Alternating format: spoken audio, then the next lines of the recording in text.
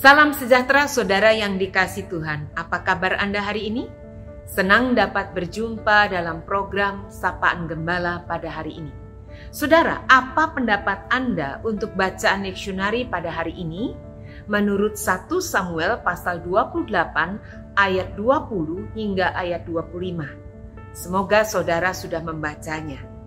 Jika belum, ada baiknya Anda menekan pause pada video ini agar dapat memiliki kesempatan untuk membaca 1 Samuel pasal 28 ayat 20 hingga 25, karena sejatinya renungan Sapaan Gembala ini berupaya untuk menolong kita memahami bacaan Alkitab yang ada.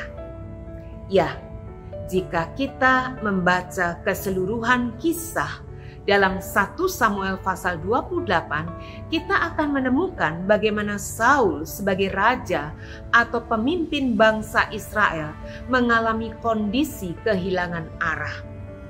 Saudara, apa jadinya jika suatu bangsa atau komunitas pemimpinnya sendiri kehilangan arah? Jelas ini kondisi yang sangat serius. Saat itu kita tahu tentara Filistin mengepung Israel. Ketakutan menguasai Saul. Saul mengalami ketakutan akan masa depan, ketakutan akan kehilangan jabatannya sebagai raja, serta ketakutan akan kematian. Ketakutanlah yang membuatnya mengambil keputusan yang salah.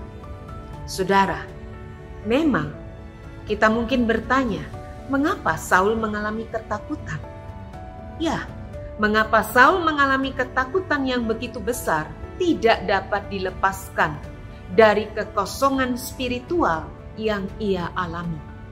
Pada 1 Samuel pasal 28 ayat 6 kita dapat menemukan bagaimana Saul sebenarnya telah meminta petunjuk kepada Tuhan, tetapi Tuhan tidak menjawab dia. Ya, Tuhan telah menjauhkan diri dari Saul, atau lebih tepatnya Saul lah yang pertama-tama telah menjauhkan diri dari Tuhan. Ia memilih untuk memuaskan ambisi hatinya sehingga ia tidak lagi mengindahkan Tuhan. Ia lebih peduli pada kehormatannya daripada peduli untuk menghormati Tuhan. Ia lupa bahwa Tuhanlah yang telah menjadikan dirinya sebagai seorang raja. Saya jadi teringat perkataan bijak yang mengatakan bahwa karakter seseorang dapat dikenali pada saat ia memiliki kekuasaan. Ya, ada betulnya. Saat seseorang tidak memiliki apa-apa, mungkin ia tampak rendah hati dan peduli pada orang lain. Tapi coba lihat saat ia berkuasa, apakah ia masih cukup rendah hati dan mengindahkan orang lain, mendengarkan dan peduli pada orang lain? Saudara, kita tahu kembali kepada Saul. Sangat ironis, di tengah kekuasaannya Allah justru meninggalkan Saul. Betapa menakutkan jika Allah meninggalkan kita. Karena Allah meninggalkan Saul, ia kehilangan kekuatan dan hikmat yang seharusnya dimiliki sebagai seorang raja. Ya, ia kehilangan arah.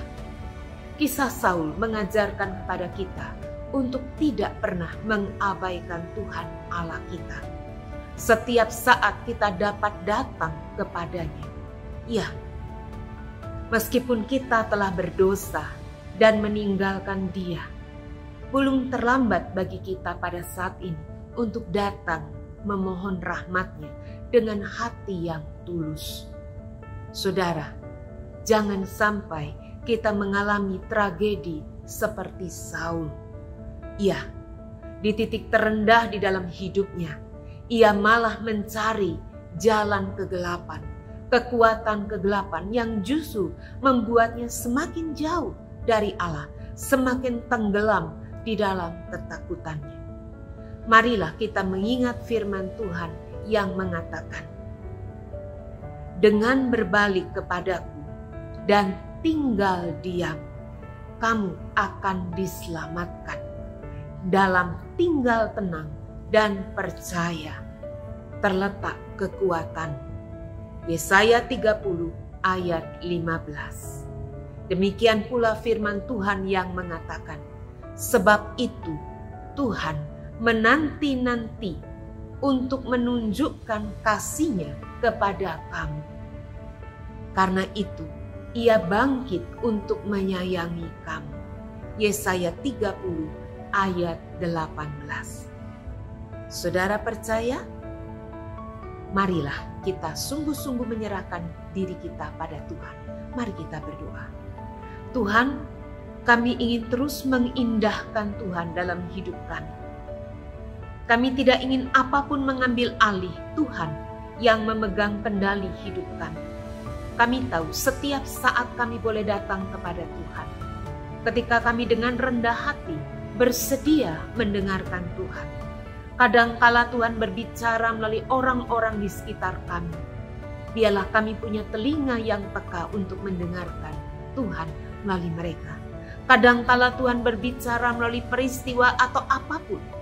Kami mau Tuhan mendengarkan. Kami sungguh ingin mengalami Tuhan, sungguh hidup di kami. Kami tidak ingin jauh dari Tuhan seperti Saul.